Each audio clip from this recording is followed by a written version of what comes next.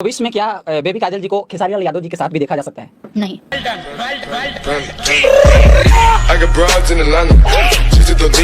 अच्छा, इतना नफरत खेसारी लाल यादव से? मैडम, ये भोजपुरी है, थोड़ा बच के चलो। काहे कि खेसारी लाल यादव से नफरत करते रू तो हई क्या हो? ई डिलवा तार मौसा बनले बड़ा है।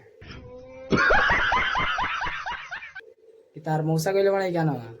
जेकर का मौसा पापा माने लू अपन के बनैले बा ई गाना? जानकारी ना हो तो बता दी कि खेसारी लाल यादव ई गाना बनैले बा। खेसारी लाल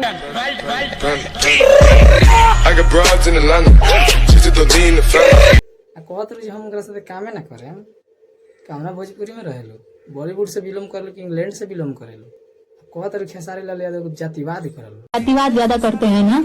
जी हाँ भाई लोग, आज वीडियो में पूछला ना अपना मौसा से कितना जातिवाद करेला लो हैं? मौसा से पूछेला कि तार मौसा कितना जातिवाद करेला है आ कितना बढ़िया से गाना गावेला है, उनकरे से पूछेला। अरे सब लोग जानता है यार कि भोजपुरी में सबसे बढ़िया गावेला कौन से, लेकिन उनकर यूट्यूबर ऐसा ऐसा बड़ा सन कि खेसारी लाल यादव से जरेला सन आ उहे करत है तू।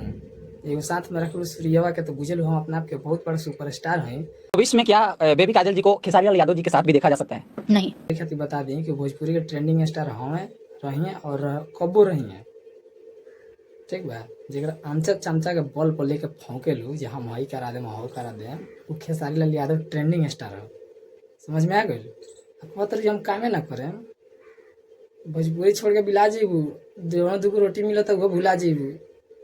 अगर काम ना करें तू तार मौसो कर ले साथे काम। भले खेसारी लाल यादव पाछे से बना लेकिन तार मौसो उनकर साथे काम कइले बना। पूछिए अपना मौसा से, तारा पता ना हुई तार ले तारा मौसा के तारा चमचा के पता हुई खेसारी लाल यादव कौन सिंह के साथे काम कइले बना।